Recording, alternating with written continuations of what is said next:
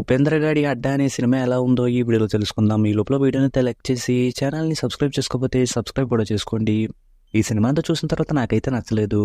ఈ cinema story ఏంటంటే hero ఒక బస్తీలో ఉంటూ ఈజీగా రిచ్ అవ్వడం కోసం ఒక అమ్మాయిని లవ్ చేయాలనుకుని ఇతను కూడా రిచ్ అన్నట్టుగా అమ్మాయికి దగ్గర అవుతాడు. ఆ తర్వాత ఏమన్నా అయిందా లేదా అనేది సినిమా. ఈ సినిమాలో చెప్పాలనుకున్న మెయిన్ పాయింట్ అయితే లవ్ స్టోరీ లాగే ఉంది, కానీ సినిమాలో అది కాకుండా అవసరం లేని అన్ని చెప్తూ ఉంటారు. సినిమాని స్టార్ట్ చేసి హీరో ఇంట్రొడక్షన్ కోసం ఒక సీను, తర్వాత ఫైట్, సాంగ్ అంటే సినిమాని చాలా రొటీన్ గా స్టార్ట్ చేస్తారు. సినిమాలో హీరోకు ఫ్రెండ్ గ్యాంగ్ ఉంటుంది.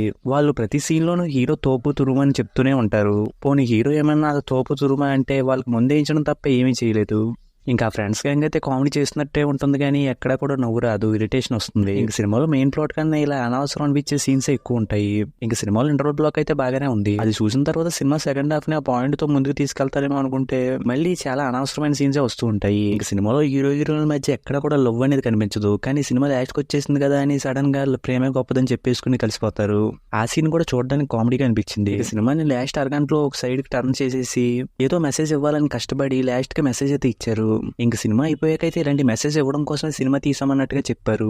అసలు సినిమాని బస్తీ కథలా స్టార్ట్ చేసి తర్వాత లవ్ స్టోరీలా మార్చి ఆ తర్వాత సినిమాలో అనవసరమైన సీన్స్ తో నింపేసి లాస్ట్ అరగంటలో ఏదో మెసేజ్ ఇవ్వాలన్నట్టుగా అటు ఇటు తిప్పేసి సినిమాని ఆపేసినట్టు ఉంటుంది. దానివల్ల అయితే సినిమా నాకు అసలు బాగా అనిపించలేదు. ఇక సినిమాలో మెయిన్ లీడ్ గా చేసిన యాక్టర్స్ అయితే పర్వాలేదు అనిపించేలా బాగానే చేశారు. ఇంకా సినిమాలో సాంగ్స్, బ్యాక్గ్రౌండ్ స్కోర్ అయితే పర్వాలేదు అనిపించాయి. ఫైనల్లీ సినిమాలో చెప్పాలనుకున్న పాయింట్ ని, అందులో ఉన్న ఎమోషన్స్ ని అస్సలు చూపించకుండా దాని చుట్టూ అనవసరమైన సీన్స్ తో నింపేసినట్టు ఉంటుంది.